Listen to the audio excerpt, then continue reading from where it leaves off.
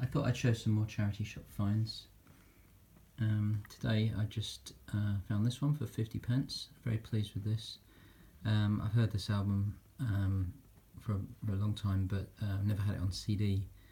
So 50p for The Hissing of Summer Lawns, Joni Mitchell, real bargain. There's some absolutely great stuff on that, particularly the Jungle line, which is a real favourite of mine. In the same shop, they had this. The singer's called Chava Alberstein. She's an Israeli singer, and she has a lovely voice. And this album's called London. So it's all in Hebrew. So looking forward to hearing that. In the same shop, they had an unusually good selection of CDs. They had Scary Monsters by David Bowie, which you very rarely see. They had The History of Fairport Convention, a compilation, and they had a two-on-one CD of Sunflower and Surf's Up by the Beach Boys, which sadly was missing the disc, and also Live at the Fillmore East by Jimi Hendrix, which was a 2-disc set, again missing one of the discs. So it's always worth checking these things before you buy.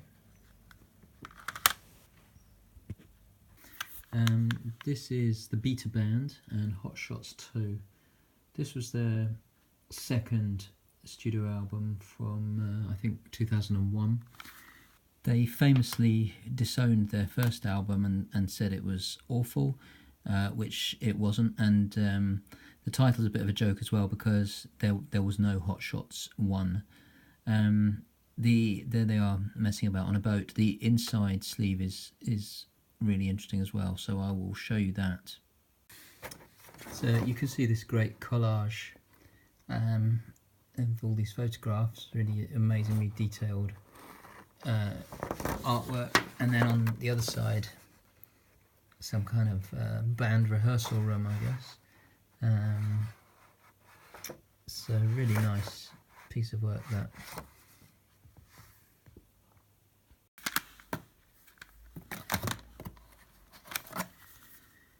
This is a compilation called Back to Mine that was compiled by Chiba.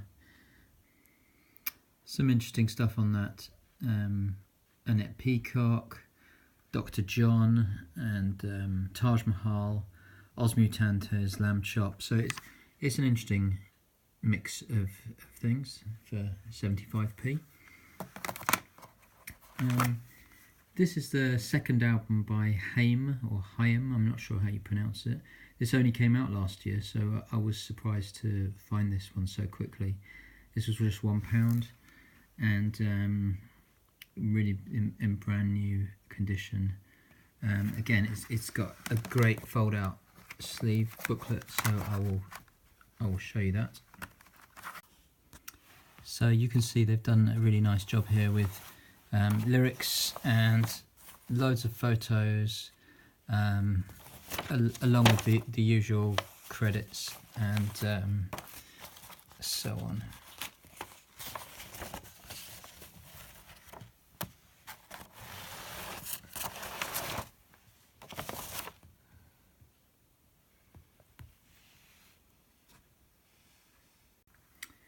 Frank Sinatra, No One Cares.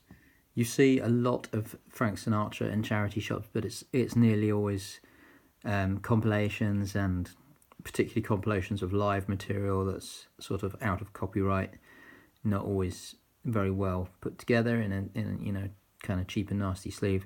But it's always nice to find one of his actual studio albums. This one was only 99p, and he interestingly described this as, I think, a collection of suicide songs, because he was known for upbeat, buoyant material, but this one is a much more sort of downbeat type of collection, as you can see from the titles.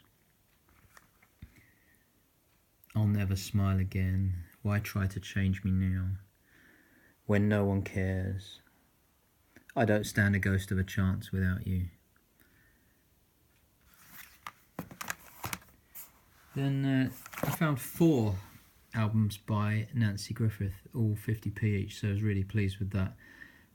This is Poet in My Window. This was her second album this was from 1982, really in her early stages when she was a kind of country folk style of music, really kind of fresh and different. This was before there was such a thing as new country, but she was very much not like the kind of classic country template. There was something very different about it, a sort of singer-songwriter folky twist, if you like. So that was her second album. Then obviously these were all donated by the same owner. Lone Star State of Mind, this one was from 1987, and by now this is her 5th album. Another great collection. Features From a Distance, a very famous song, and Ford Econoline, which if you're a UK radio listener, you might recall Andy Kershaw playing a lot. Again, for the same owner, also 50p, Little Love Affairs. This is, I've actually got this one on vinyl, but it was nice to have it on CD as well. This is a really great album from 1988. This is her 6th album, and some absolutely lovely stuff on there, like I Wish It Would Rain, Outbound Plane, just really strong material. And then the 4th and final Nanci Griffith was, this is kind of after she's become a lot more mainstream. This is her 8th album by now, and she's really moved away from the country folk template into something much more mainstream, and unfortunately it is less good as a result. Her voice is still fantastic, but that spark, it just isn't there. And then I found this. I was actually getting confused mixing up 2 artists. I was getting Gillian, Welsh and Thea Gilmore mixed up. So anyway, I'll be intrigued to hear that and find out what it's like. So that it's her debut, and it's from 1996. And then in the same shop, so these were CDs too for £1. I was talking with Kyle on the excellent Track by Track the other day about Ben Folds, because he's just releasing a 13 CD set called Brick. I've heard bits of Ben Folds over the years, including his work with William Shatner of all people, but never actually heard a Ben Folds album. I was asking Kyle which ones he recommends. Actually, Kyle didn't recommend this one, so I'm not sure if it's going to be any good, but it's 50p. I mean, how bad can it be, really? This is, in fact, is his first solo album. So he'd been Ben Folds 5, but this was when he just became Ben Folds. This is 2001, and it's called Rocking the Suburbs, which is a bit of a Jonathan Richman title, I think. So I'm intrigued to hear it, and like I say, how for 50p you can give things a chance, really.